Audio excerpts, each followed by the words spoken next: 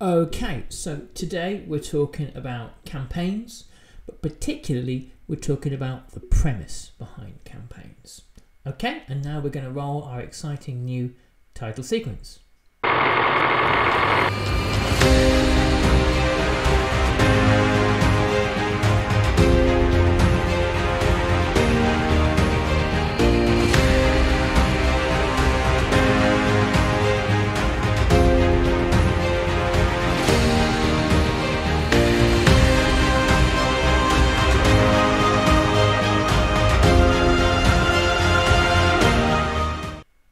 Fantastic. Hope you enjoyed that. We spent thousands on it.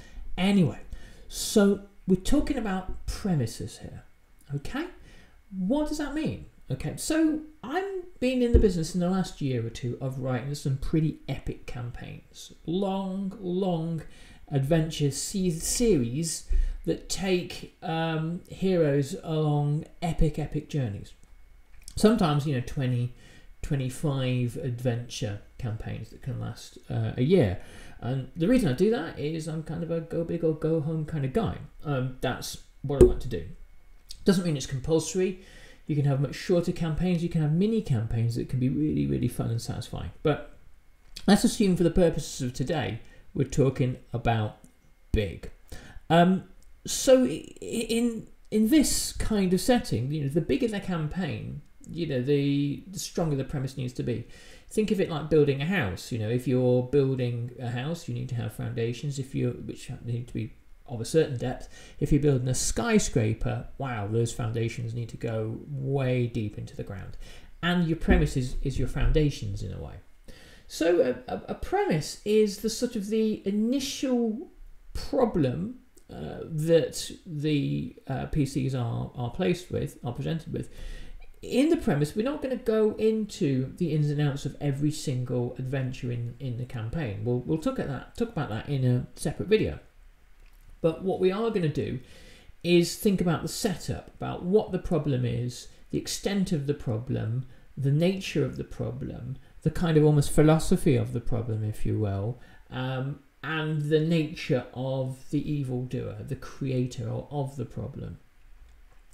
In a campaign I made recently, Nova City Heroes: The Vanishing Saga, in order to create tension over 21 adventures, I had to start with something that was a pretty global sort of crisis. This was, by the way, for Mutants and Masterminds. And I'll put the link down below for anyone that wants to get themselves a copy. Available in print now as well. And the central problem is that all of the world's heroes, with the exception of one or two, i.e. the players, have vanished. The journey through the next 20 adventures is working out why they've vanished, where they've gone, who has done this, but also looking at all of the problems that have been created by this event, the vanishing. The fact that now that supervillains can do pretty much what they want, that the government is in crisis, that the government might even collapse, that citizens are taking it into their own hands to defend themselves, that slightly demented tech billionaires are setting up militias of robots to run cities, all these kinds of things. So very quickly you start with the global crisis, the vanishing of the heroes, and then you wind up with a series of more localized crises. So as the PCs go to different places, they find how the big crisis has filtered down to a local level. And there you can make these really interesting connections between mega story, the main mega story arc, and smaller story arcs. You got to remember that what you're going to do is, if you're going to create a mega campaign that's, say, got 21 adventures in it, you need to have 21 satisfying game sessions that will come to a resolution, whilst integrating that into the overall kind of mega narrative. Because the way that the players will encounter the campaign is on a game-by-game basis. They're not you, they're not the GM, they're not bought into this mega story you're trying to tell. They're the listener, and they're the people who interact with the story through gameplay. So they will simply have these units of story that you're presenting them with. Similarly, if you are a showrunner for like an epic show like Game of Thrones or something like that, you want the audience to follow this mega story arc, but you are chopping it up into 40-minute chunks that the viewer can follow as little mini stories in a way that link together and reference previous mini stories, and that drive the viewer towards a big conclusion to the narrative. So think of it kind of like that. You're the showrunner of an epic multi-season show.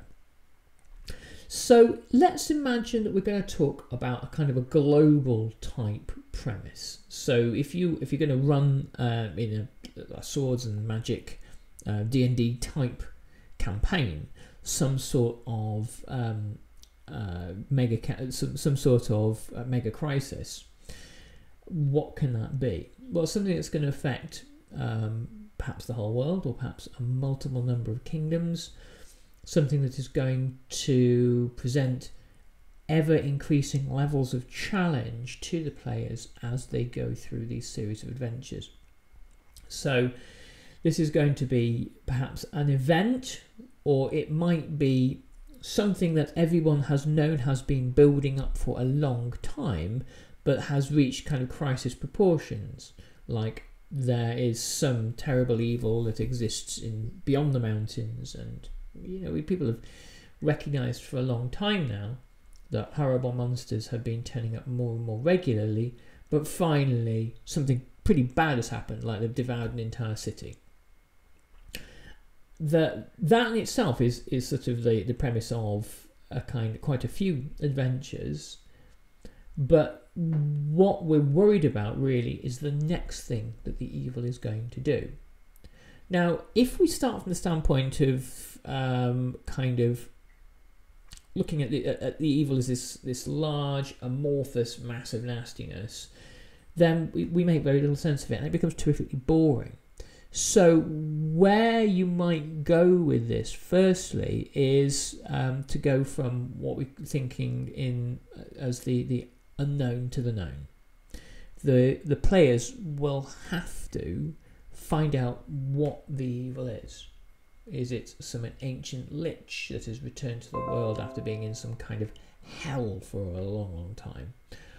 Is it some kind of fallen angel? Is it a demon that has been released? Is it a Sauron type character that keeps coming back to plague the world until it gets its own way? Is it the product of kind of celestial intervention gone wrong? Is it a servant of the gods that thinks it's doing the right thing, but really actually is causing terrible suffering and woe? Working out the nature of the evil, therefore, and essentially the nature of the villain that is causing all of this, is the next part of the premise, because this is the journey you're going to have to lead your players down. They're going to need to work out who this is. It's very weak in a way to say, yes, it's God of War, the god of evil that everybody knows about and is part of this kind of pantheon of well-known characters called the gods.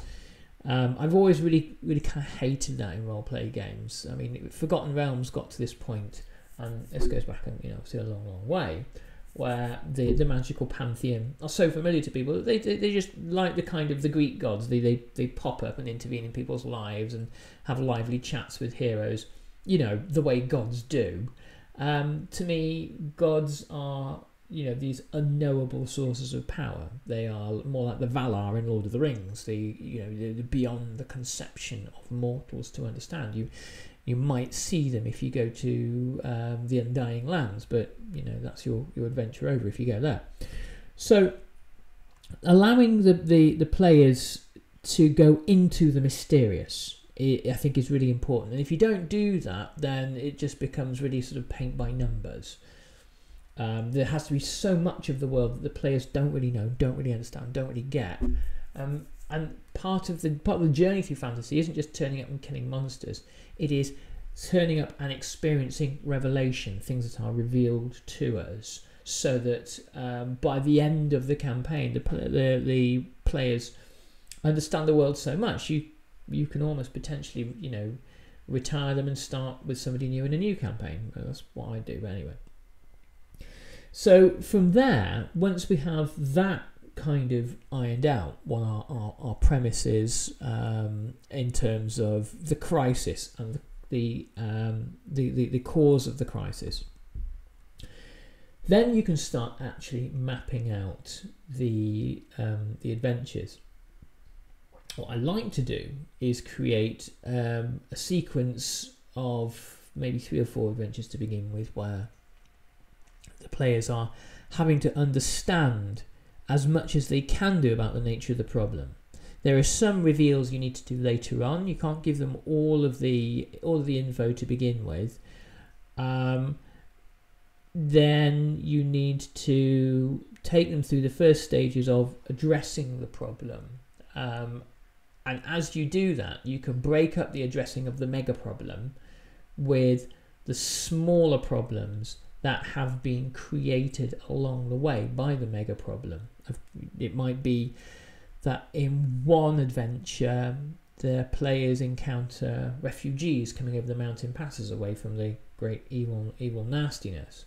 But amongst the refugees, it is rumoured that there are agents of the Dark Lord that have snuck in, and the PCs have to go through a complicated task of working out whether this is indeed true, or whether this is one of the Dark Lord's tricks, or whether there are people who are innocent, and then you can bring them into sort of a kind of like a more role play based type episode, as they try to identify the traitor. You know, just as an example, it might be that you throw in a dungeon dive and take them off the main storyline for a little bit, as they have to try to again solve one of the problems created by the main crisis, which might be, you know, one of the kingdoms is thrown into collapse when the king is assassinated, and the PCs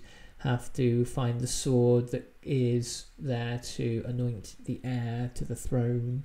And then you can also put those little stories to one side, or put information from those little stories to one side to bring back in later on. The heir to the throne who they help is very grateful and helps them with a problem later on. When you inevitably, and you will do this by the way, paint yourself into a corner and create a huge kind of plot hole for yourself, having somebody from the past that they helped out who can turn up and offer a potential solution, not just solve the problem, but say, well, maybe we could do this if you know, if you can use your skills to help in this direction, and then boom, you got yourself out of jail later on. So the point here, I suppose, is that if you look after the premise to begin with, spend 85% of your energies in the first few hours of adventure design focusing on the premise. The premise will look after you, because it will make sense of all the adventures to come. If you write something that's brilliant and it's about going into a dragon's nest and dragon's lair and finding dragon eggs and doing all that kind of stuff, but it doesn't fit with the overall story, and you ask yourself, well, why would they be doing this? Look back at the premise, and the premise might be able to tell you that. Well, you see, we're without this particular treasure from that particular place, then there's no chance of stopping the thing that happened at the very beginning of all of these adventures in our premise. So the stronger the premise is, the deeper the foundations of the campaign, and the better you will find your ability to write mega campaigns into the future. Because as I said, deep foundations are needed to create very, very tall towers.